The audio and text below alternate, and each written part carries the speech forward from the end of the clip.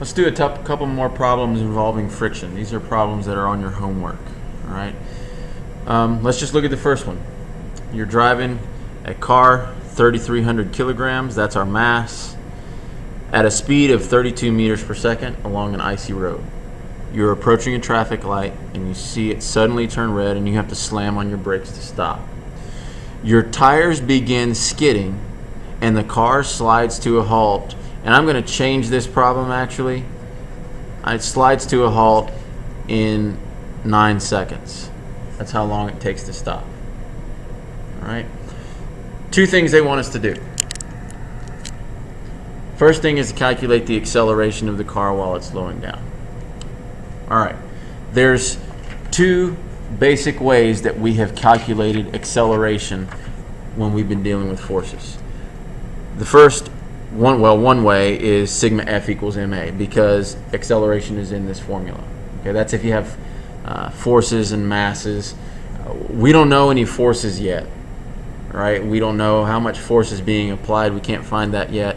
The other way that we've calculated acceleration is final velocity minus initial velocity divided by time, the old acceleration formula we used to use.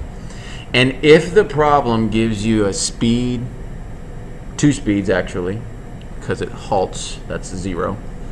Speeds and a time, that's a dead giveaway that this is what you're going to use to solve for acceleration. And you have to have acceleration to solve for some other stuff using this equation. So we're going to use that. Acceleration is Vf minus Vi divided by the time. This car is coming to a halt. It'll come to a stop, so the final velocity is going to be 0, while the initial velocity it has is 32. Minus 32, not equals 32. 0 minus 32 divided by the time, which is 9 seconds.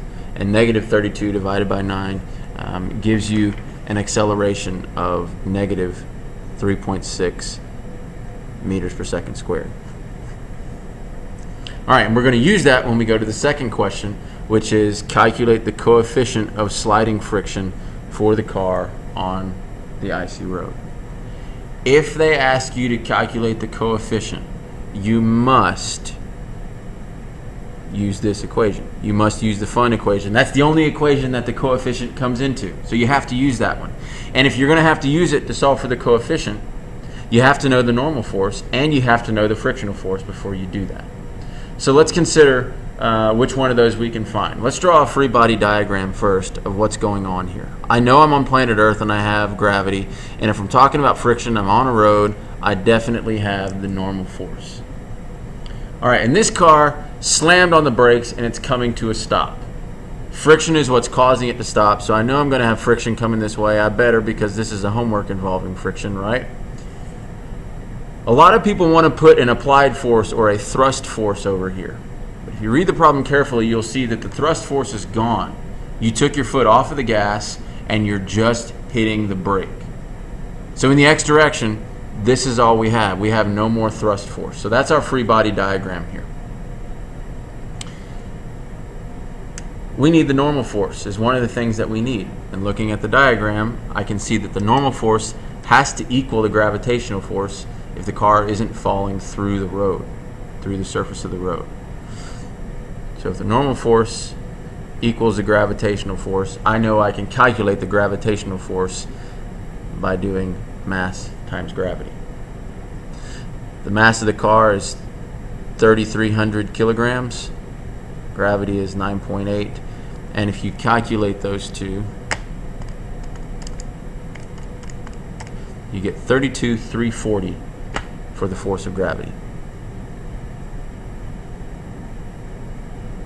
And that's newtons, and that is exactly equal to the normal force on the car. All right, so we're good there. That can go in here for the normal force. Trying to find the coefficient. Still need the force of friction. I've done my Fg equals mg equation. Here's my second equation that I use, and I can't use it yet. The third equation, the only one that I have left, is sigma F equals ma. And I have to use sigma F equals ma, we said this already, if we have non-zero acceleration. We do have non-zero acceleration in this case, and that's going to go out down here and enter into this sigma F equals ma. You must use sigma F equals ma if you have acceleration. All right, so sigma F is the sum, sigma means sum, the sum of the forces in the direction that I have acceleration. X, or do I have acceleration in the y direction, or do I have acceleration in the x direction? Y direction, no acceleration. These must be equal. We already said they were because it's not falling through the road. X direction is where I have acceleration, so I'm going to sum the forces in the x direction. And the beauty of this problem is that there's only one force in the x direction to sum, so that's it. So this equation becomes FF equals ma, and I now have an easy piece of work in front of me because I know the mass and I know the acceleration. I just calculated it.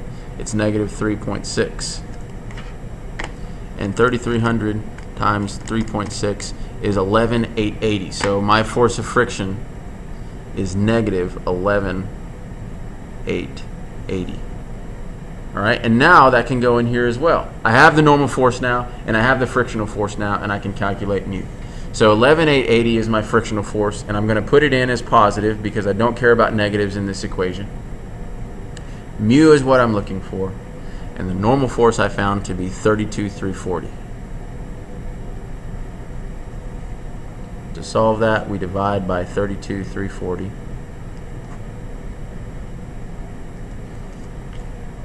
And 11,880 divided by 32,340 gives me a coefficient of 0.37. Round that to 0.37. Unitless coefficient, that's my answer. All right, so that's a correct worked problem for friction. Let's turn to the back. I want to do this number 4 on the back with you. You have a sled, the mass is 60 kilograms. You're pulling it along a snow-covered flat ground, and it gives you the static friction coefficient of 0.28 and the kinetic friction coefficient of 0.08. If they give you coefficients, that's a dead giveaway that at some point you're going to have to use the fun equation. First question, what does the sled weigh? You need to know, hopefully you remember, that weight is the same thing as the force of gravity. It is not the mass. Weight is not the mass. So the sled does not weigh 60 kilograms. The mass of the sled is 60 kilograms. But the weight is the same thing as the force of gravity. It's just two ways of saying it. And force of gravity is calculated by doing mass times gravity. Mass is 60, gravity is 9.8, and that gives me force of gravity, a weight of 588 newtons. That's how much the sled weighs. All right.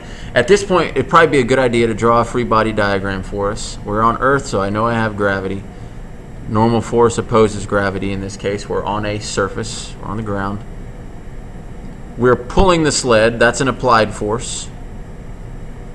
And we're pulling against the force of friction. Part B says what force will be needed to start the sled moving. So if we're starting it moving, that means I'm assuming it's at rest, right? It's not moving yet. I'm trying to get it moving. And if I'm trying to get it moving, if the sled is at rest, I'm overcoming the force of static friction. So to figure out how much force I need to apply to get this thing to move, I have to apply more force than the force of static friction.